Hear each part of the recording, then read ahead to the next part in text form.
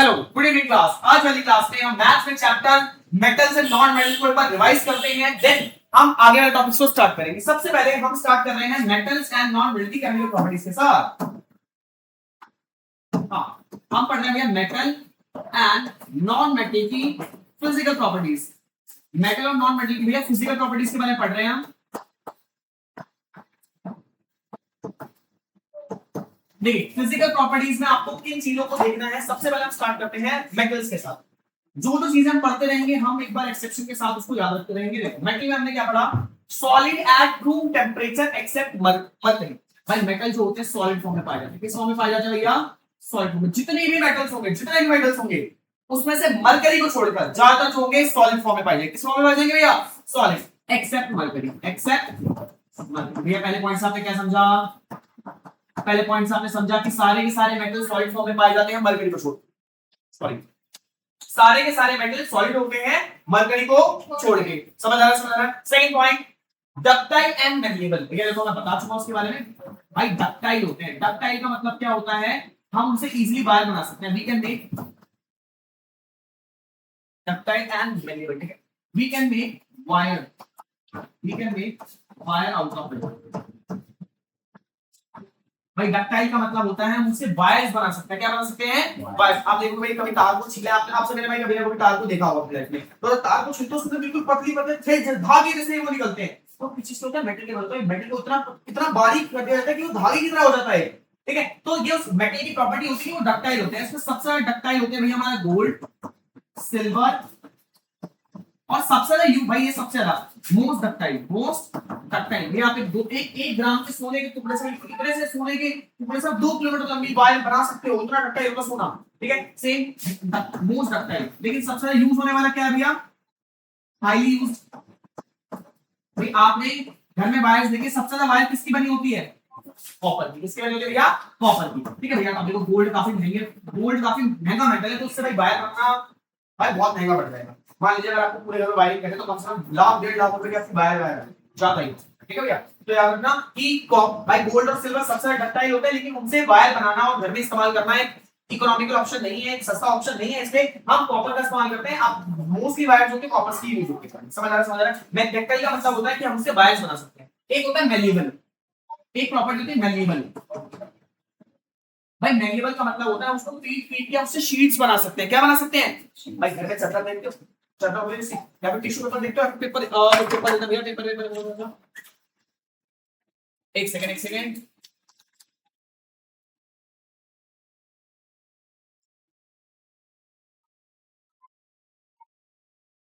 देखो भैया, ये शीट है। क्या है ये? शीट। भाई बड़ी फ्लेक्सिबल है, शीट टाइप की बना दी। ऐसे ही मान लीजिए मेटल है, मेटल को आप पीट के ऐसे शीट बना सकते हो। ठीक है, आपने देखा होगा स्वीट्स के ऊपर क्या होता है? वो सुनहरे कलर की सिबो चढ़ी होती है, वो सिल्वर कलर की परत चढ़ी होती है। तो क्या होता है? सिल्वर एक मेटल है, उसको पीट पीट के इतना पतला बना दिया कि वो शीट बन गया। क्या बन गया है? शीट। और उसको डेकोरेशन के लिए, मिठाइयों को और एक्सपेंसिव दिखाने के लिए और प्रीमियम दिखाने के लिए मिठाइयों के ऊपर लगा दिया जाता है। ठीक है बच्चे, तो इस प्रॉपर्टी को बोलते हैं इस प्रॉपर्टी को बोला जाता है मेलिएबिलिटी। यानी मेटल जो होते हैं मेलिएबल होते हैं। मेलिएबल में होने का मतलब क्या है? We can make sheet, thin sheet out of it, thin sheet out of it। इसका मतलब है कि हम इससे पतली पतली शीट बना सकते हैं। और सबसे ज्यादा मेलिएबल जो होता है, हाईली मेलिएबल, भाई सबसे ज्यादा मेलिएबल जो धातु होते हैं वो गोल्ड और सिल्वर होता है। गोल्ड और सिल्वर। समझ आ रहा है? पहले पॉइंट समझ भाई, सारे के सारे मेटल जो होते हैं भैया सॉलिड फॉर्म में होता है मरकरी को छोड़ के। सेकंड पॉइंट में पढ़ा भाई डक्टाइल होते हैं, इनसे वायर्स बना सकते हैं। सबसे ज्यादा डक्टाइल जो होते हैं गोल्ड और सिल्वर होते हैं, लेकिन सबसे ज्यादा यूज होने वाला कॉपर होता है। भैया कॉपर एक सस्ता ऑप्शन है। मेलिएबल क्या होता है? आपसे शीट्स बना सकते हैं। और सबसे ज्यादा यूज होने वाले सबसे ज्यादा मेलिएबल सब्सटेंस होते हैं गोल्ड और सिल्वर। ठीक है बच्चे, आगे देखते हैं। मेलिएबल के साथ हमने देखा generally have high melting point. इनका भैया हाई मेल्टिंग पॉइंट होता है। High melting point. Melting point का मतलब अगर आपको उनको गलाना है पिघलना तो पानी लोहे को आपने देखा होगा, जो लोहार होते हैं वो धातु गर्म करते हैं। बहुत देर बाद धातु पहले लाल होता है। लाल होने के बाद जब उसको और गर्म कर जाएगा, फिर धीरे धीरे टपकना स्टार्ट हो जाएगा, पिघलना स्टार्ट हो जाएगा। तो इनका जो मेल्टिंग पॉइंट होता है वो काफी ज्यादा होता है, हजारों डिग्री सेल्सियस में होता है। ठीक है, अगर आपको किसी भी मेटल को पिघलाना है तो उसमें आपको बहुत देर लगेगी, बहुत ज्यादा टेम्परेचर होगा, तब जाके वो पिघलेगा। समझ आ रहा है? अब generally have high melting point, caesium gallium have low melting point. There is an exception. Exception क्या है? Caesium and gallium. सीसियम और गैलियम को छोड़ के सबका मेल्टिंग पॉइंट काफी ज्यादा होता है, मतलब इनके मेल्टिंग पॉइंट काफी कम होता है। ठीक है बच्चे, ठीक है बच्चे, ठीक है बच्चे, मेल्टिंग पॉइंट काफी कम होगा इसका। नेक्स्ट पॉइंट है generally good conductor of heat and electricity except heat and mercury. भैया अगला पॉइंट है भैया, good conductor of heat and electricity, मतलब हीट को और इलेक्ट्रिसिटी को अपने अंदर जाने देते हैं, हीट और इलेक्ट्रिसिटी को अपने अंदर से जाने देते हैं। इसका एक एक्सेप्शन है, इसका एक एक्सेप्शन है, एक्सेप्शन है आपका लेड और मरकरी। लेड और भाई लेड और मरकरी जो है ना, लेड और मरकरी जो है ना, वो अपने अंदर से हीट और इलेक्ट्रिसिटी को पास नहीं होगी। मरकरी धातु में देखा अपने अंदर से इलेक्ट्रिसिटी को पास नहीं करेगा, बाकी सारे मेटल जो होते हैं अपने अंदर हीट को पास करेंगे, इलेक्ट्रिसिटी को पास करेंगे। लेड और मरकरी ऐसा नहीं करेगा, लेड और मरकरी ऐसा नहीं करेगा। आपसे क्वेश्चन आ सकता है कि चौथा following metal do not conduct electricity, कौन सा मेटल इलेक्ट्रिसिटी को कंडक्ट नहीं करता है? तो या तो आप लेड लिख सकते हो या तो आप मरकरी लिख सकते हो। समझ आ रहा है? समझ आ रहा है? आगे next, have high density but sodium and potassium low density. Density का मतलब क्या होता है? घनत्व, मतलब वो काफी अंदर से कट होते हैं, अंदर जो पार्टिकल्स होते हैं वो काफी पास पास होते हैं सोडियम और पोटेशियम को छोड़ के। भाई जितनी अगर ज्यादा डेंसिटी होती है तो चीजें बहुत जैसे मान लीजिए मेरे पास एक स्पंज है, स्पंज की डेंसिटी काफी कम होगी। भाई डेंसिटी का मतलब क्या होता है? तो पहले मैं समझाता हूँ, मैं हाई डेंसिटी समझते हैं हम लोग। हाँ, डेंसिटी क्या होता है? एक सेकंड, चश्मा वापस नहीं ऐड कर सकते हैं।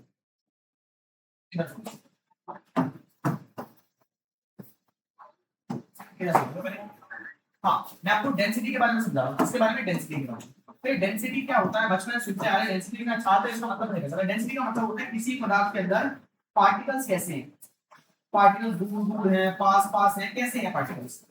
अगर पार्टिकल्स पास पास होंगे ना तो बहुत कठोर होगी। कैसे होगी? कठोर। भाई बहुत ज्यादा कठोर होगी, उसको तोड़ने में आपका दिक्कत हो जाएगी, मतलब आपको तोड़ने में पसीना निकल जाएगा। लेकिन अगर पार्टिकल्स दूर दूर है तो आप बहुत आराम से उसको तोड़ सकते हो, बहुत आराम से उसको। स्पंज हो गया, स्पंज के बीच में गैप होता है, तभी स्पंज में पानी डालते हैं, पानी को सोख लेता है, तो स्पंज के बीच में गैप होता है। मैं बोलूंगा स्पंज की डेंसिटी काफी कम होती है, स्पंज की डेंसिटी काफी कम, क्योंकि पार्टिकल्स के बीच में काफी गैप होता है। लेकिन अगर मैं ईंट की बात करूं तो भैया ईंट में पार्टिकल्स के बीच में गैप नहीं होता है, इसलिए बहुत ज्यादा मजबूत होती है, उसको तोड़ने के लिए बहुत। एक चट्टान की बात करूं भैया, पार्टिकल्स बहुत पास पास होते हैं, इसलिए उसको तोड़ने में बहुत मेहनत लगती है। समझ रहे हैं? तो डेंसिटी का मतलब होता है पार्टिकल्स कितने पास है, कितने दूर है। तो ऐसे ज्यादा जो मेटल्स होते हैं ना उनकी डेंसिटी काफी ज्यादा होती है, पार्टिकल्स बहुत ज्यादा पास पास होते हैं उसमें। ठीक है, पार्टिकल्स पास पास होने की वजह से वो काफी स्ट्रांग हो जाते हैं, उनको तोड़ना या मोड़ना काफी मुश्किल हो जाता है। समझ रहा है? इसमें एक्सेप्शन है, एक्सेप्शन है सोडियम और पोटेशियम। सोडियम और ये सोडियम और पोटेशियम इतने मुलायम होते हैं कि आप इसको चाकू से काट सकते हो। सोडियम और पोटेशियम इतने मुलायम होते हैं कि आप इसको चाकू से काट सकते हो, मक्खन की तरह। जैसे मक्खन काटो ना, कभी मक्खन निकालते हो, मक्खन को जाओ अपना मक्खन को स्लाइस कर लेते हो, वैसे आप उसको काट सकते हो। सोडियम और पोटेशियम, तो सोडियम और पोटेशियम भाई एक्सेप्शन बहुत सीधा है, एक्सेप्शन आएगा तो कुछ जरूर याद रखना। तो ठीक है, आगे देखते हैं। हां, एक्सेप्शन वाले सकते हैं।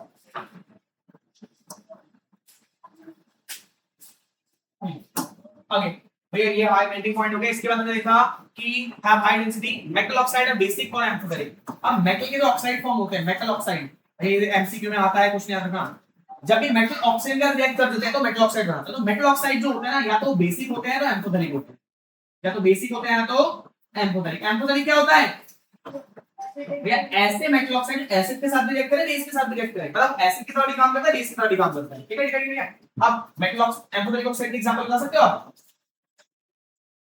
जिंक ऑक्साइड और एल्युमिनियम ऑक्साइड, जिंक ऑक्साइड और एल्युमिनियम ऑक्साइड। बहुत बढ़िया बच्चों, बहुत बढ़िया, बहुत बढ़िया। आगे देखते हैं। तो ये हमने देखा मेटल ऑक्साइड बेसिक भी हो सकते हैं और एम्फोटेरिक भी हो सकते हैं। आगे आगे आगे मेटल ऑक्साइड के बारे में देखा, many metal displace hydrogen and dilute clean hydrogen gas. हां, मेटल जो है एसिड के साथ रिएक्ट करके, मेटल जो है एसिड के साथ रिएक्ट करके हाइड्रोजन गैस बनाता है। कौन सी गैस बनाता है?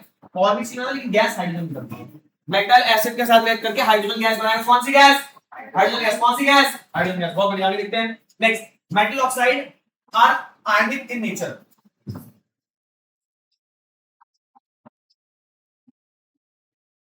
मेटल जो होता है आयनिक बॉन्ड का इस्तेमाल करता है। आयनिक बॉन्ड क्या होता है आगे पढ़ेंगे इसके बारे में। हम आयनिक बॉन्ड के बारे में पढ़ेंगे, कोवेलेंट बॉन्ड के बारे में पढ़ेंगे, इनफैक्ट मैं आपको बता रहा हूं। ठीक है, आयनिक बॉन्ड का इस्तेमाल करते हैं, मतलब ये अपने आयंस को ट्रांसफर कर देते हैं, इसके कारण ये कैटायन या एनायन कहलाते हैं।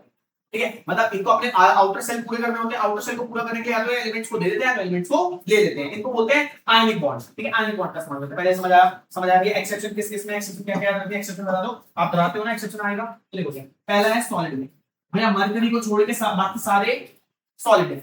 दूसरा एक्सेप्शन कहां पे आएगा? दूसरा एक्सेप्शन आ रहा है आपका भैया हाई मेल्टिंग पॉइंट है भैया, सेसियम और गैलियम को छोड़ के बाकी सबका हाई मेल्टिंग पॉइंट।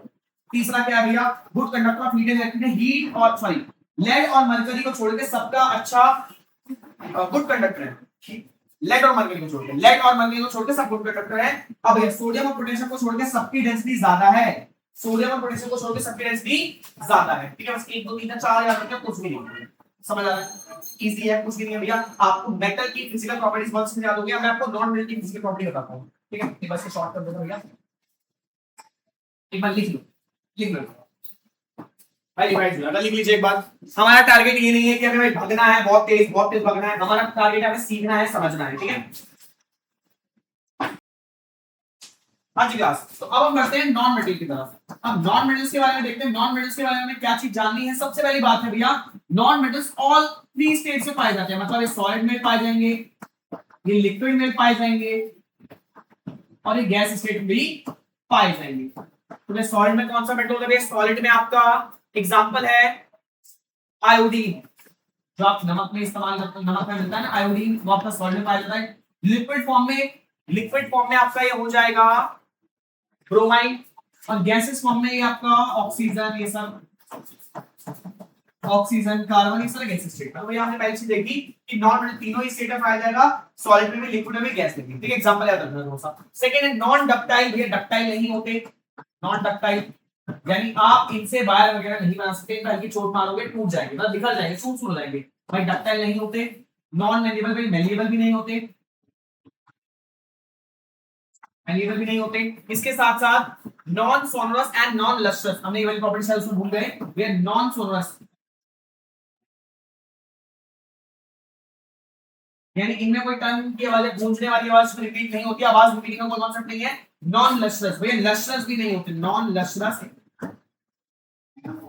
यानी इनमें कोई चमक नहीं होती है। इसका आयोडीन और ग्रेफाइट को छोड़ के, except iodine and ion diamond,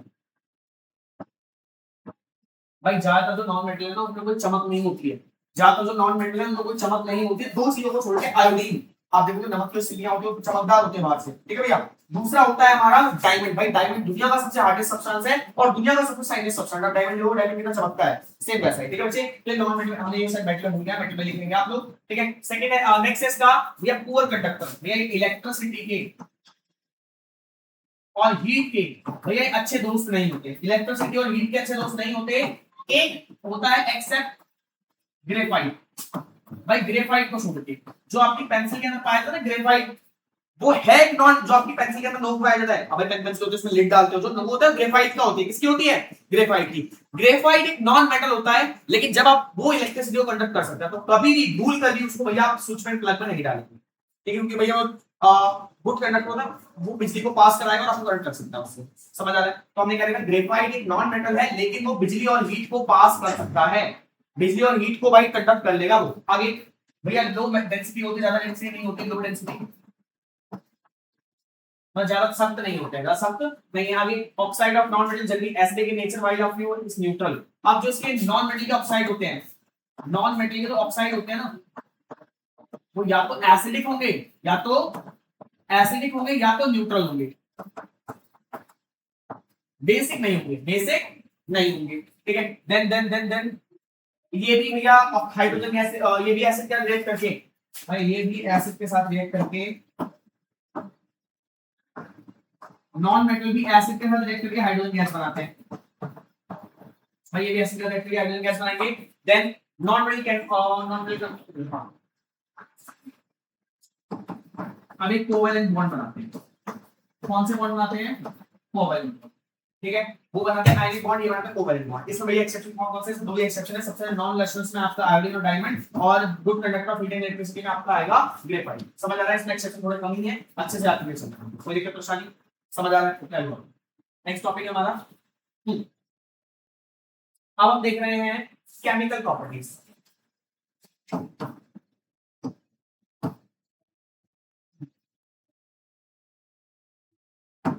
अब हम देख रहे हैं फिजिकल प्रॉपर्टी डन हो चुकी है। अब हम सेकंड टॉपिक की तरफ बढ़ रहे हैं, केमिकल प्रॉपर्टीज।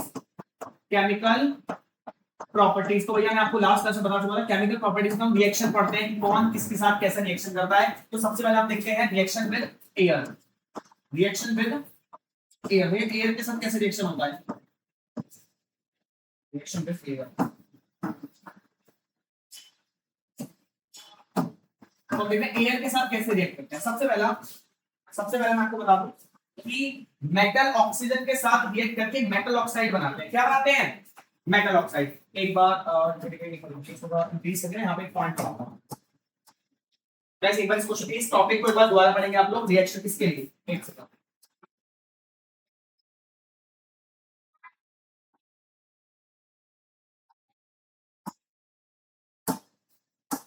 हाँ जी, सामने देखेंगे आप लोग। मैं ये वाला पॉइंट बहुत ही ध्यान से देखना है आप लोगों को। इधर पहला,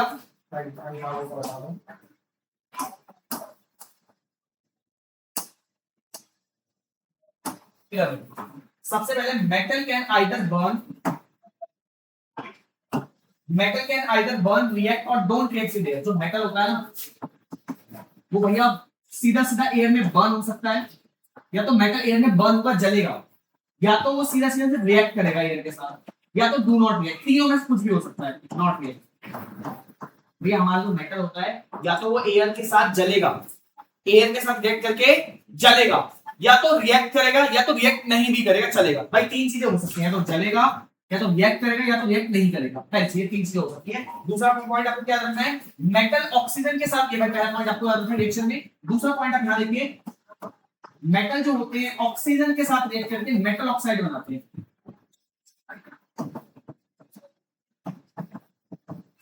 मेटल जो होते हैं ऑक्सीजन के साथ रिएक्ट करके मेटल ऑक्साइड बनाते हैं, जो कि बेसिक इन नेचर होता है। इसके बारे में देखा था, मतलब मेटल जब भी ऑक्सीजन को उस पर रखा है, उसके ऊपर ऑक्सीजन की लेयर चढ़ जाती है। मेटल के ऊपर ऑक्सीजन की लेयर चढ़ जाती है। ठीक है, आगे देखते हैं। तो भैया मेटल ऑक्सीजन के रिएक्ट करके मेटल ऑक्साइड बनाएंगे। तीसरी चीज कुछ पूछना है? तीसरी चीज देखिए, some metal like sodium and potassium are kept immersed in kerosene oil as they react vigorously with air। भैया देखो, दो मेटल आपको याद रखने हैं, सोडियम और पोटेशियम। ये बहुत ही ज्यादा हाईली रिएक्टिव एलिमेंट है। इनको केरोसिन ऑयल में डुबो के रखा जाता है। इनको केरोसिन ऑयल में डुबो के रखा जाता है। यहाँ से क्वेश्चन बनने का काफी ज्यादा चांस है भैया। हर बार सीधे से काफी बार ये क्वेश्चन रिपीट करती है कि कौन कौन सा मेटल को केरोसिन ऑयल में क्यों रखा जाता है। तो सोडियम और पोटेशियम को केरोसिन ऑयल में रखा जाता है क्योंकि ये एयर के साथ बहुत वर्गसली रिएक्ट करते हैं। एयर के साथ रिएक्ट करते हैं, फट जाते हैं, जल जाते हैं। इस बात का आपको ध्यान रखना है। तो वर्गसली रिएक्ट करते हैं। ठीक है, ठीक है, ठीक है। जैसे आप इसको मतलब अगर इसको हम एयर केरोसिन ऑयल में डुबो के नहीं रखेंगे, इसके ऊपर से केरोसिन ऑयल की परत हट जाएगी, तो एकदम से रिएक्ट करके फट जाते हैं। ठीक है, next.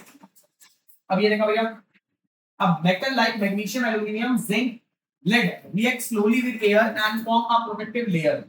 Magnesium can burn in air but combine with oxygen to form oxide.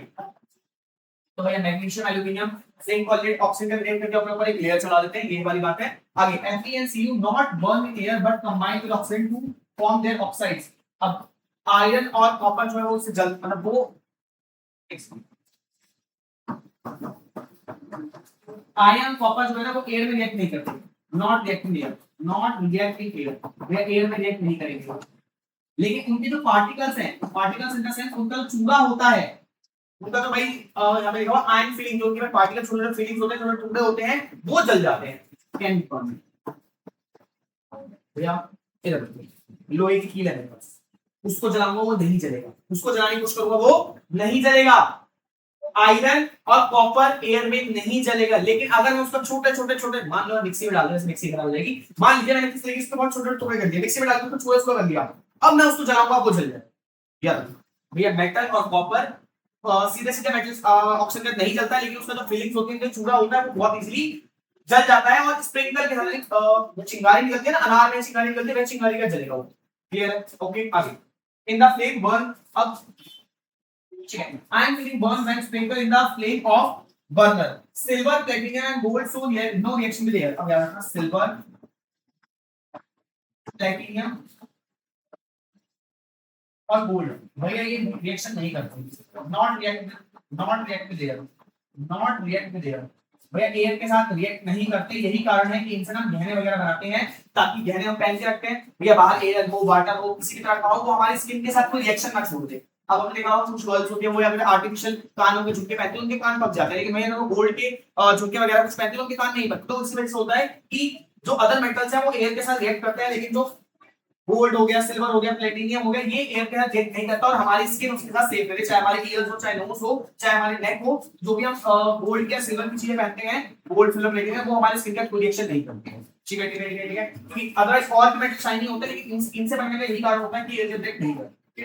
अब तो ये आपको समझ आया। तो ये मैंने पहली प्रॉपर्टी बताई कि एयर का कैसे को रिएक्ट करता है, तो मेटल एयर के साथ बर्न भी हो सकता है, रिएक्ट भी हो सकता है, नहीं भी कर सकते। सेकंड पॉइंट मैंने बताया मेटल ऑक्सीजन में रिएक्ट करके मेटल ऑक्साइड बनाते हैं। थर्ड पॉइंट मैंने बताया सोडियम और पोटेशियम, भैया जो हाईली रिएक्टिव एलिमेंट्स होते हैं ना, वो बहुत वर्गसली रिएक्ट करते हैं, इसलिए उनको केरोसिन ऑयल में डुबो के रखा जाता है ताकि वो रिएक्शन ना करे। थर्ड पॉइंट मैंने बताया कि कुछ मेटल जो होते हैं MgAl, जिंक, लेड, ये भैया धीरे धीरे रिएक्ट करते हैं और अपने ऊपर एक प्रोटेक्टिव लेयर बना देते हैं। ठीक है। फोर्थ पॉइंट Fe और Cin, आयरन और कॉपर जलता नहीं है एयर में, लेकिन उनकी जो फीलिंग होती है वो स्प्रिंकल की तरह जलती है। ठीक है। मैंने आपको बताया कि सिल्वर, प्लेटिनम और गोल्ड जो है वो कोई रिएक्शन नहीं करता, बस 5 पॉइंट बताने आपको, और यहां से कहीं से भी एक ना क्वेश्चन बन सकता है, ध्यान रखना इंपॉर्टेंट चीज। मैंने 5 के 5 आपको वापस पॉइंट बताई है। ठीक है, आगे बढ़ते हैं। हां जी, तो रिएक्शन के लेयर में हम पूरा कर चुके हैं। सेकंड टॉपिक देखते हैं।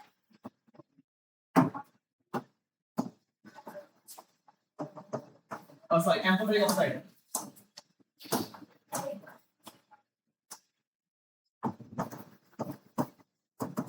I repeat, this is an important question. Amphoteric oxide क्या होता है भैया? एम्फोटेरिक ऑक्साइड वो मेटल ऑक्साइड होते हैं, metal oxide which can react with both acid and base, and give us salt and water, and produce salt and water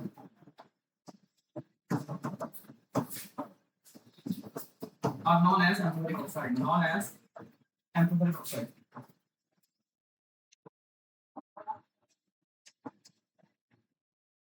देखो भैया, वो मेटल ऑक्साइड जो एसिड और बेस दोनों के साथ रिएक्ट कर लेते हैं, उनको हम एम्फोटेरिक ऑक्साइड बोलते हैं, और ये हमें सॉल्ट और वाटर प्रोड्यूस करते हैं। एक सेकंड से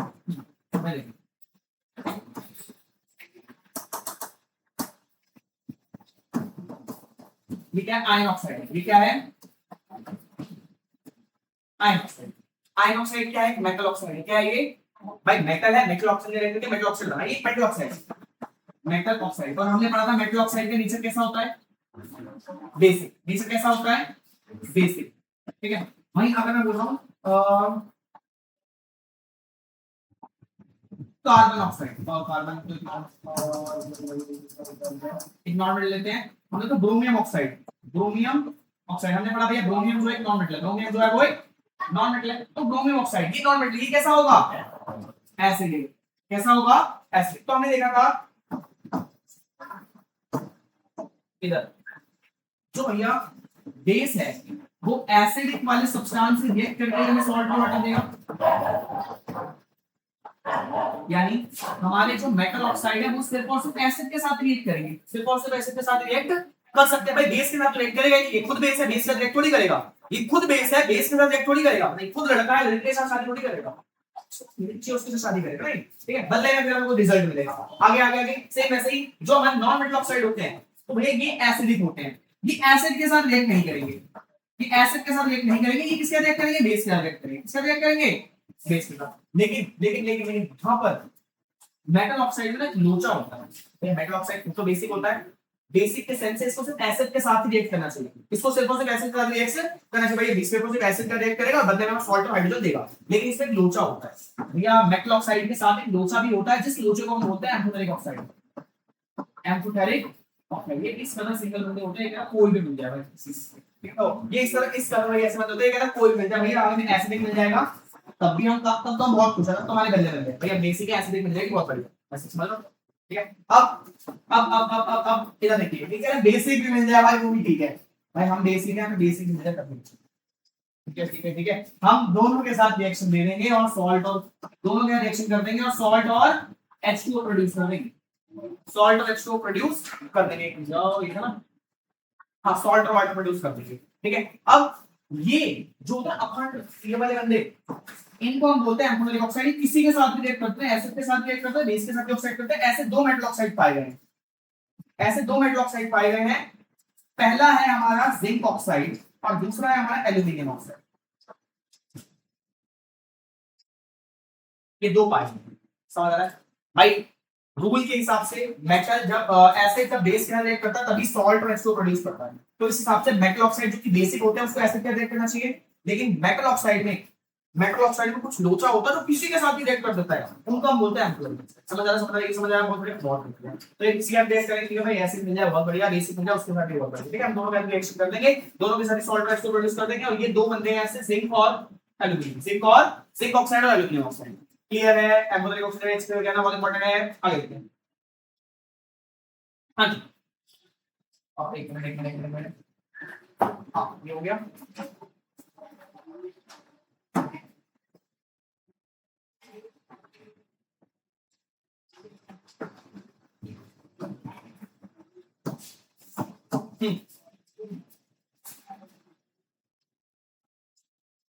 अब हम सेकंड टॉपिक पढ़ रहे हैं, anodizing of metal. Anodizing of metal anodizing of metal क्या बोलता है हमें? एनोडाइजिंग ऑफ मेटल में हमें किस चीज के बारे में पढ़ना है? एनोडाइजिंग ऑफ मेटल के बारे में पढ़ना है। In anodizing aluminium is made anode. अब इसमें क्या करते हैं तो हम इलेक्ट्रोलाइट डिकम्पोजिशन करते हैं। इसमें हम एल्यूमिनियम लेते हैं। एल्यूमिनियम को किसकी फॉर्म में लेते हैं? एल्यूमिनियम को लेते हैं हम कैथोड की फॉर्म में। एल्यूमिनियम को कैथोड की फॉर्म में ले लिया एंड ग्रेफाइट एज कैथोड, जो एनोड, एल्यूमिनियम को एनोड की फॉर्म में लेते हैं। एल्यूमिनियम को एनोड की फॉर्म में ले लिया और जो हमारे ग्रेफाइट है इसको कैथोड की फॉर्म में ले लिया। ये ग्रेफाइट है, इसको किस फॉर्म में लिया हमने? कैथोड की फॉर्म में। ठीक है, अब भैया इसमें इलेक्ट्रोलाइटिक डिकम्पोजिशन कराते हैं, बिजली इसमें पास करते हैं। ठीक है, दोबारा से इन एनोडाइजिंग में हम एल्यूमिनियम को एनोड की तरह यूज करते हैं और ग्रेफाइट को कैथोड की तरह इस्तेमाल करते हैं। भैया आप फर्स्ट चैप्टर में इलेक्ट्रोलाइसिस प्रोसेस के बारे में पढ़ चुके हो, तो वही चीज है, ज्यादा नई चीज नहीं है, तो कंफ्यूज नहीं होना। हम क्या कर रहे हैं? इलेक्ट्रोलाइटिक डिकम्पोजिशन कर रहे हैं। इसमें एल्यूमिनियम को हम एनोड की तरह यूज कर रहे हैं, ग्रेफाइट को हम कैथोड की तरह यूज कर रहे हैं। आगे, अब इस made anode oxygen gas is released bye electrolysis of sulphuric acid with react with aluminium. अब देखो यहां पे क्या होता है, इसमें हम भाई सल्फ्यूरिक एसिड डाल देते हैं। Sulphuric acid. अब एक सेकंड, दोबारा से एनोडाइजिंग में हम क्या करते हैं? एल्यूमिनियम को एनोड के रूप में लेते हैं। ठीक है, ग्रेफाइट को हम कैथोड के रूप में लेते हैं। इनको किसमें डुबो देते हैं? सल्फ्यूरिक एसिड में डुबो देते हैं। Sulphuric acid. ठीक है, इनका क्या करा देते हैं? इलेक्ट्रोलाइटिक डिकम्पोजिशन करा देते हैं। इलेक्ट्रोलाइटिक डिकम्पोजिशन करने से हमें क्या मिलता है? Oxygen gas is released by the electrolysis of sulphuric acid which react with aluminium to form a thick protective oxide layer on the surface of metal. इससे हमें क्या भाई बहुत ही भारी मात्रा में ऑक्सीजन गैस मिलती है।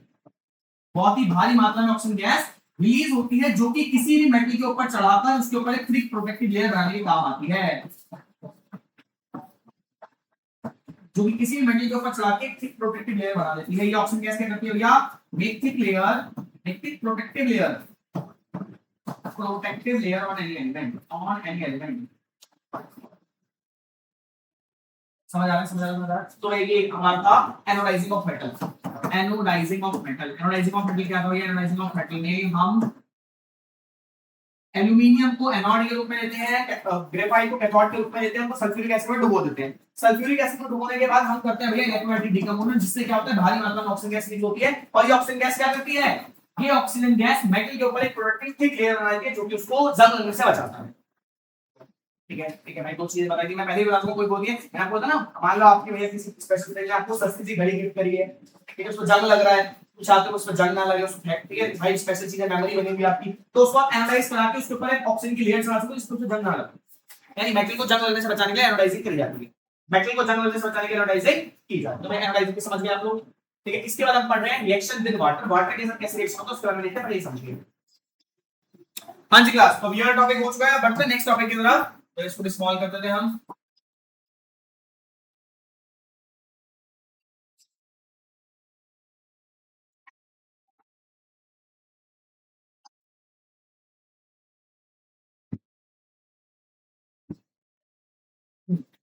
आगे नेक्स्ट टॉपिक है हमारा रिएक्शन विद वाटर। अब पानी के साथ किस तरह से रिएक्शन की जाती है? ये पानी के साथ किस तरह से रिएक्शन होगी इसके बारे में देखते हैं। अब देखो सबसे पहले metal react with water differently, not all metal form react with water. देखो मेटल अलग पानी के अलग तरह से रिएक्ट करता है। कुछ मेटल जो होते हैं ना वो भैया ठंडे पानी के साथ भी रिएक्ट करते हैं, कोल्ड वाटर। कुछ मेटल जो होते हैं वो हॉट वाटर के साथ रिएक्ट करते हैं। कुछ मेटल जो होते हैं वो स्टीम यानी जो भाप होती है, गर्म भाप, उसके साथ रिएक्ट करते हैं। ठीक है, जैसे जैसे जैसे कोल्ड वाटर के साथ रिएक्ट करता है, या जो हाई रिएक्टिव एलिमेंट होता है कोल्ड मेटल के साथ रिएक्ट कर लेते हैं, sodium, potassium, calcium. Hot water के साथ भैया मैग्नीशियम रिएक्ट करता है। इसके बाद स्टीम के साथ भैया जो लो एलिमेंट होते हैं वो Fe एल्यूमिनेट। तो हमने देखा ये देखो पानी अलग अलग फॉर्म में पाया जाता है, पानी सॉलिड फॉर्म में पाया जाता है, लिक्विड फॉर्म में पाया जाता है, गैस फॉर्म में पाया जाता है। तो पानी जब बर्फ की फॉर्म में होगा, उसमें ठंडा पानी जो होगा बर्फ की फॉर्म में, उसके साथ हाई रिएक्टिव एलिमेंट रिएक्ट कर लेंगे। मान लो बर्फ है, मैं बर्फ पे ये लोहे, बर्फ पे मैंने लोहे की चीज रख दी, तो वो पानी के साथ रिएक्ट, मतलब बर्फ के साथ रिएक्ट नहीं करेगा। वो जो लोहे की कील है वो बर्फ के साथ रिएक्ट नहीं करेगी। लेकिन बर्फ के ऊपर उन्होंने सोडियम का टुकड़ा रख दिया, तो सोडियम बर्फ के साथ रिएक्ट कर लेगा और फट जाएगा एकदम से।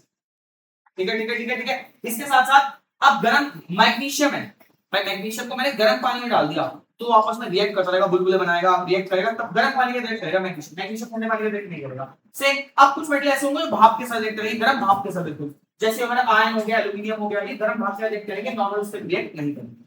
ठीक है, आगे अब मैं आपको in case of calcium and magnesium, the magnesium start floating due to bubble of hydrogen gas splitting. अब आप एक इंपॉर्टेंट क्वेश्चन है, बहुत इंपॉर्टेंट क्वेश्चन है वाला। भैया कैल्शियम और मैग्नीशियम के साथ क्या होता है? कैल्शियम और मैग्नीशियम जब रिएक्ट करते हैं ना, bubbles of hydrogen gas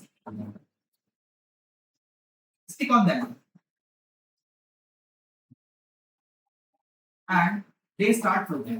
They start floating on water.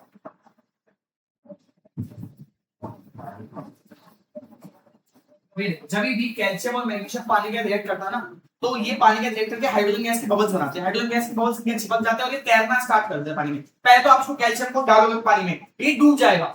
धीरे धीरे करके क्या होगा, हाइड्रोजन के बबल्स बनना स्टार्ट हो गए। हाइड्रोजन के बबल्स के चारों तरफ बनेंगे, इसके साथ चिपक जाएंगे और धीरे करके ऊपर आना स्टार्ट हो जाएगा।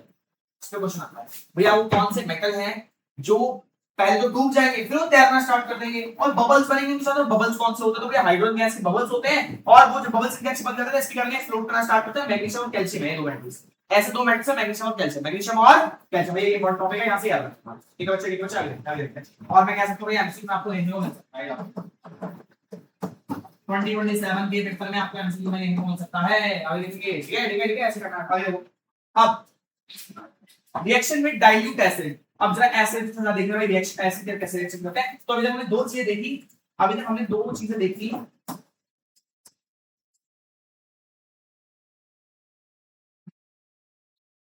मैं बात कर रहा हूं केमिकल प्रॉपर्टीज। फिजिकल प्रॉपर्टीज तो हमने पढ़ी, फिजिकल प्रॉपर्टीज के बाद हमने पढ़ी केमिकल प्रॉपर्टीज। भाई केमिकल प्रॉपर्टी में अभी तक हमने दो चीजें देखी।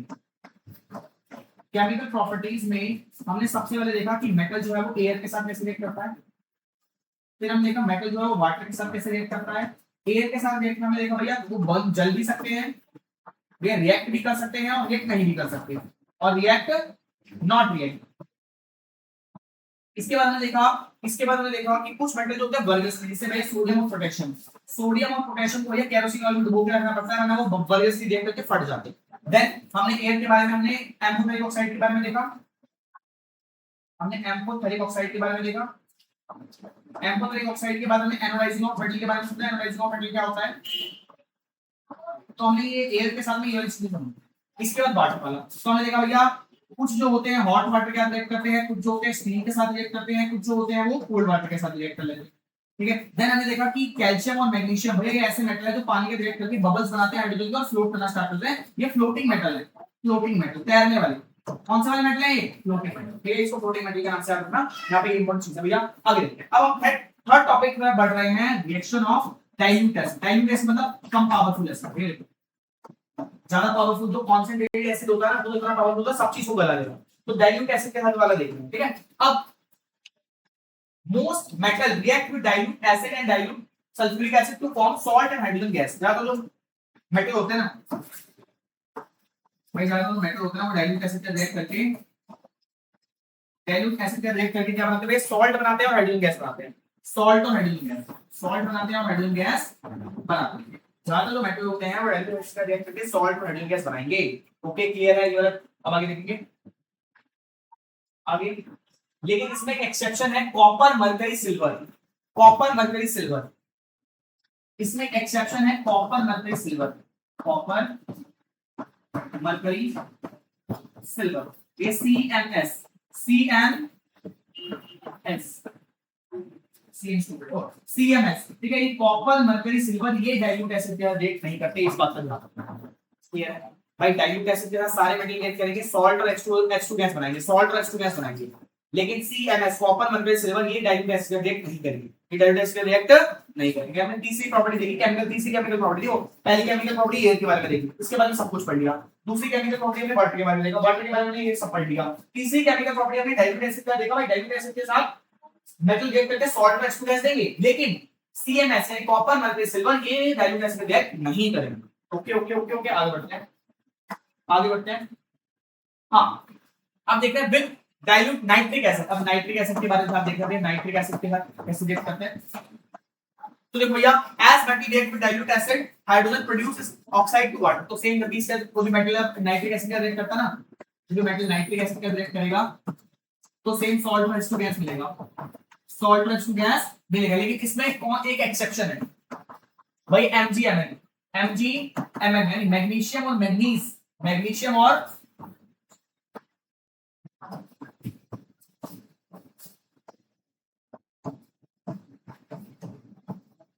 ये मैग्नीशियम और मैग्नीज जो होता है वो नाइट्रिक एसिड का रिएक्ट नहीं करते हैं। ठीक है ठीक है ठीक है। तो हमने दो एसिड के बारे में देखा, ये थर्ड वाला प्रॉपर्टी और फोर्थ वाली प्रॉपर्टी देख लो। थर्ड वाली प्रॉपर्टी में देखा भैया डाइल्यूट एसिड के साथ, फिर हम देखा डाइल्यूट नाइट्रिक एसिड के साथ। दो एसिड देखे, डाइल्यूट एसिड और डाइल्यूट नाइट्रिक एसिड। भाई इसके साथ सब रिएक्ट करेंगे, इन दोनों के साथ एक चीज में कॉमन है, सारे मेटल इनसे रिएक्ट करके सॉल्ट बनाएंगे और H2 गैस बनाएंगे, सॉल्ट बनाएंगे और H2 गैस बनाएंगे। एक चीज पे अलग है, क्या चीज अलग है भैया? एसिड के साथ CMS, कॉपर मरकरी सिल्वर, ये रिएक्ट नहीं करेंगे, ये रिएक्ट नहीं करेंगे। और नाइट्रिक एसिड के साथ MgMn, मैग्नीशियम और मैग्नीज रिएक्ट नहीं करेंगे, ये आपको याद रखना भैया, एक्सेप्शन इसमें आ रहा है। ये दो मेटल्स पे रिएक्ट नहीं करेंगे। ओके ओके, इंपॉर्टेंट क्वेश्चन अब ये ध्यान रखना। आगे देखते हैं। तो भाई आपको इसकी रिएक्शन भी देखनी होगी, रिएक्शन कैसे हो रहा है, रिएक्शन कैसे नहीं हो रहा है। इसमें एक टॉपिक और पढ़ते हैं हम लोग, एक्वालिजिया। एक्वालिजिया,